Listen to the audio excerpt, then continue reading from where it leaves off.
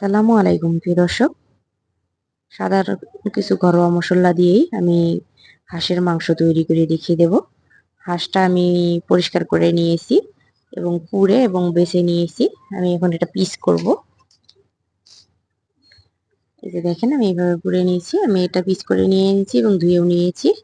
আমি 4 পিস রসুন আমি খোসা ছেড়ে নিয়েছি। আমি হাঁসের মাংসে দিয়ে দেব। রসুনটা খেতে আমার ভালো লাগে তাই আমি দিয়ে দিলাম এখানে। আমি প্রথমে একটা পাতিল বসিয়ে দিলাম। পাতিলে হাফ কাপ পরিমাণ আমি তেল দিয়েছি এবং হাফ কাপ পরিমাণ দিয়ে দিলাম। দিয়ে তেলের সাথে ভেজে নিচ্ছি। 1 থেকে 2টা দালচিনি এবং এলাচ, তেজপাতা আমি দিয়ে ভালোভাবে তেলের সাথে ভেজে নিচ্ছি। রসুন পেস্ট 1 চা চামচ দিয়ে দিলাম। তেলের সাথে ভেজে নিচ্ছি। গন্ধটা চলে গেলে আমি জিরা বাটা 1 চা চামচ দিয়ে দেব। আদা বাটা আমি 1 চা চামচ দিয়ে দেব। দিয়ে ভালোভাবে আমি তেলের সাথে আবার এটা করে নেব, মিক্স করে নেব। যে রসুনটা আমি খোসা ছিঁড়িয়ে নিয়েছিলাম সেটা আমি এখানে অ্যাড করলাম। তেলের সাথে ভেজে নিচ্ছি।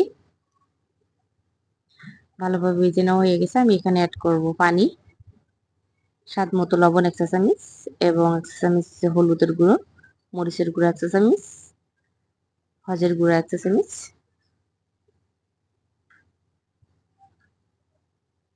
এ পর্যায়ে আমি আমার মশলাটা কষিয়ে নেওয়া হয়ে গেছে। এখানে আমি হাঁসের মাংসটা দিয়ে দিলাম। দিয়ে ভালোভাবে মশলার সাথে মিক্স করে নেব। ঢেকে দিচ্ছি 10 মিনিটের মতো। চুলার তাপটা মিডিয়াম লোতে রেখে দিয়েছিলাম। চলে আসলাম, আবার এটা আমি নেড়ে দিচ্ছি। দেখেন আমি আবার ঢেকে দিচ্ছি 10 মিনিটের মতো। এই যে দেখেন তেল চলে আসছে, কোনো প্রকারের কোনো পানি নেই এখানে। ভালোভাবে নেড়ে চেড়ে আমি এখানে সিদ্ধ হওয়ার জন্য আমি পানি দিয়ে দেবো, গরম পানি, ঠান্ডা পানি দেওয়া যাবে না। 2 কাপ পরিমাণ পানি দিয়ে আমি সিদ্ধ করে নিচ্ছি। আমি আবার মশলার সাথে আমি মাংসটা কষিয়ে নিচ্ছি।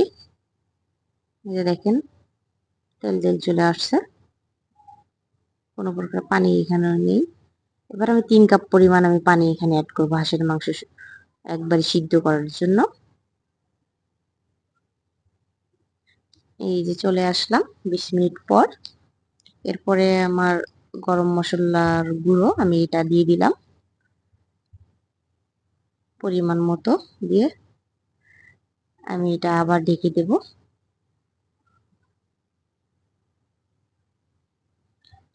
এই যে আবার চলে আসলাম। মাংসটা আমার প্রায় হয়ে গেছে। আমি 1 পিস চেক করে দেখিয়ে দিচ্ছি। এই যে দেখেন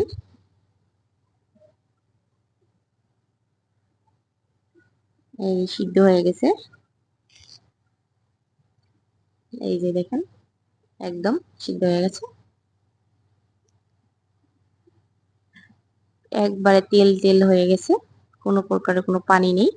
এই যে দেখেন আমি সার্ভ করে দেখিয়ে দিচ্ছি আপনাদের সাথে। আমার ভিডিওটা ভালো লাগলে লাইক কমেন্ট শেয়ার করবেন এবং নিত্য নতুন ভিডিও পাওয়ার জন্য আমার ভিডিওটা সাবস্ক্রাইব করে রেখে দেবেন। আর কোনো নতুন ভিডিও দেখা হবে। আসসালামু আলাইকুম।